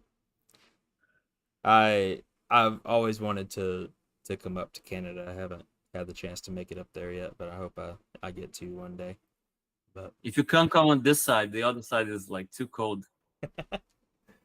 I hear Vancouver's really nice. So yeah, come knock at Kabam's door. They have a brand new headquarters now that looks beautiful. I really wanted to come to the gathering thing they're doing in October, but I have some stuff for work, unfortunately, that I can't miss. So I was, because my wife and I's wedding anniversary is in October. I was gonna try and swing like, hey, can we go to Vancouver for our anniversary? And but yeah, you have to talk about the other things that are around here and not the game part. Yeah, but it's all good. I love my jobs, all three of them. So I wish one of them paid a little more so that I could not do three of them anymore, but it is what it is. Get to influence a lot of people, and I get to do stuff like this now too, because I have some time, and hoping to get to do more now that I'm officially a part of the CCP. I've been trying to get in for a couple of years, and got in this last week and got some very, very thoughtful comments from a couple of people about getting in, and from Mike and stuff about giving me a chance, and so I really appreciate that. Oh, he's awesome. I miss him so much. He's one of the like people I miss the most from Kabam. He's so much fun. Yeah, such a nice guy. Yeah, he seems like a really nice guy. He takes so much shit from some people in the community, and I was like, come on, guys. Yeah, You're nice with him. He's just trying to make your lives better. But you'll be invited to our CCP too eventually, and it'll be so much easier to get in. Well, to test the game, and Well, I look forward to it, Gabe. I really do. I'm super excited for you. I'm glad you're getting to take a chance and maybe get to make a run at this stuff. it's one of those things. I've been basically since high school. I've had this idea in the back of my head, and it's expanded a lot as I've gotten older. But because I love to write, and I've had this idea in the back of my head for a long time of this universe that I want to write in book form. And I think it would make a good comic book too, but I'm a terrible artist. But I You just have to find someone. I've had this idea for a long time, and I just maybe one of these days when my kids are grown and MCOC finally dies, then maybe I'll spend my time writing instead of playing games. Uh, but I I'm really sure the people at Kabam will love to see your books, and if that means cutting a little bit on the game time, anyway, yeah, we love to see what people do on the community. Well, it's an ambitious thing, and I think it's a lot like what you're trying to do too. Like it, you know, but the idea that I've had is kind of like almost like a Tarantino verse type thing. You know how he says he has movies that are a part of like the real world, and then some of his movies are a part of that world's like media world, like supposedly like Kill Bill and stuff is movies that people from his other movies are like watching in the theater or whatever. And so I kind of had an idea like that of stories that some of the stories are the actual world and some of the stories are like stuff like media that the characters from the main world consume and that kind of thing. Which would be a cool idea for your world too. Like you could do all kinds of stuff like that. I'm just so excited about what y'all are gonna do. Like I really We do have some ideas, to make this world interesting. So, But just do it, man. Nobody's gonna do it for you. You just have to do it. Well, I know it's hard. I know like everybody has lots of things to do, but sometimes it's just like sitting in front of the computer and doing. Something. It's hard to, my kids are still young. They're 4 and almost 10. Right, yeah. And so right now it's just between running them to school and working my different jobs, and then I want to spend time with my wife because we're busy working all day and juggling kids and stuff. So it's just like there's not enough time in the day for everything, and so I just I've worked on it some. I've started writing some things. I have like characters and stuff for some of the stuff that I've worked on, and it's a super ambitious thing, and I got plenty of time to write in the future. So see George R. R. Martin, he started like way later in life, and it's like but I'm mad at him because he still hasn't released book 6 for crying out loud. I'm like, I already watched all 8 seasons of the show, and you still haven't released book 6. I know, and he wrote a few books in between too. So so you'll get there. I hope so. Like I love the books. Like for the longest time, I didn't even watch the show because I was like, "There's no way it's as good as the books." Like, and my wife and I finally decided to watch it, and we binged the whole thing like in the last 6 weeks. And I really enjoyed the show, and I saw people complaining about the last couple of seasons they're like, I didn't like where it went, and I'm like, well, if you had read the first 5 books, I guessed most of where they went in the show. Like that, I felt like that's where it was going the whole time from the book. So I'm curious to see. Just the execution sometimes got a little. Yeah, I mean it happens, and I feel like I don't know. It was weird to me how short the last season was. I don't know if they were just tired of making it or if they were under time constraints or I don't know. Yeah. It was really weird to go from like 10 or 12 episodes down to 6 or whatever, but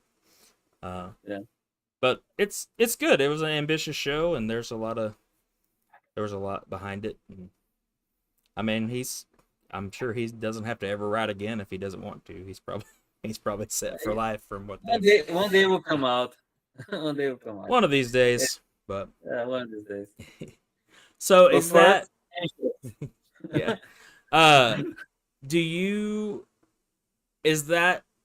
is other media something that you hope to maybe one day have? Like, I know you said you started writing this as a comic book. Are you hoping to maybe write comics associated with the world that y'all are creating now, or?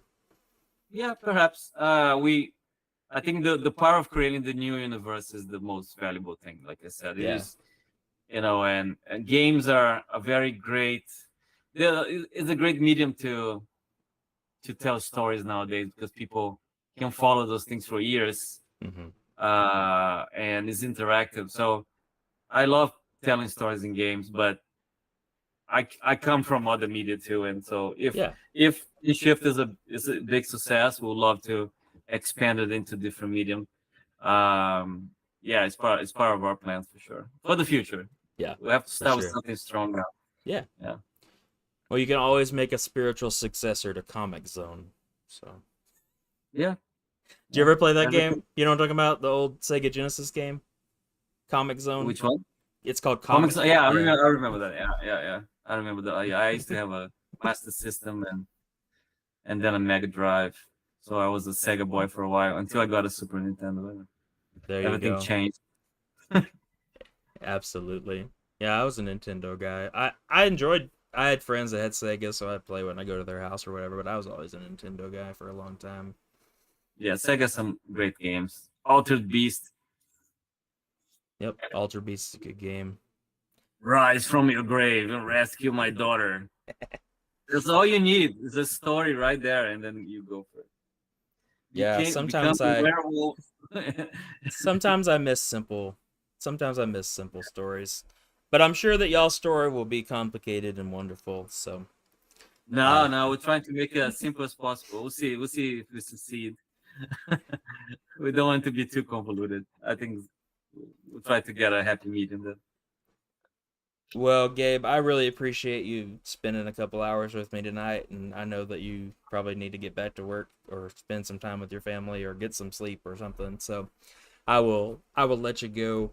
But thank you so much for spending some time tonight talking about your new game and talking about your time with Kabam. And uh, we really appreciate all you've done for the game that most of us still play that are involved watching this. And uh, I know me and a bunch of other people that I've been talking to, we're all really excited to see what If Games has for us in the future. So good luck to you, and keep in touch with me. I'd love to help you out however I can. And once you get your Kickstarter started, I'll make sure and post about that and point people to the Kickstarter and stuff. And I wish you the best of luck, Gabe. I really do. You're an awesome guy. I've always enjoyed hearing you on the old UMCOC podcast and just different interviews you've done and stuff. And uh, I really admire your creativity and your art. And so I really appreciate you coming on tonight and hanging out with me.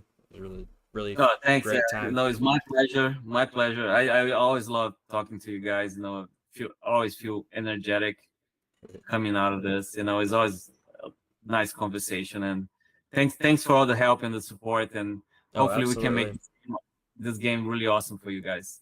So Well, I really appreciate it, and I thank everybody that tuned in tonight. And you can join my Discord on the Shade Syndicate Discord, and I'll be releasing some videos really soon. Hopefully, we've got new content dropping really soon. I think the champ reveal trailer is on Friday, I think.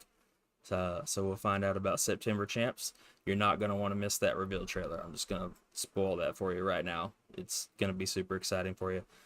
If you've seen the champ releases this year, Kabam's been on fire. It's been an amazing few months. The last couple of months are going to be awesome too, so you don't want to miss that. So thanks for coming in, everybody, and may all your pools be subpar. Peace out. All right, Gabe, thank you so much. I really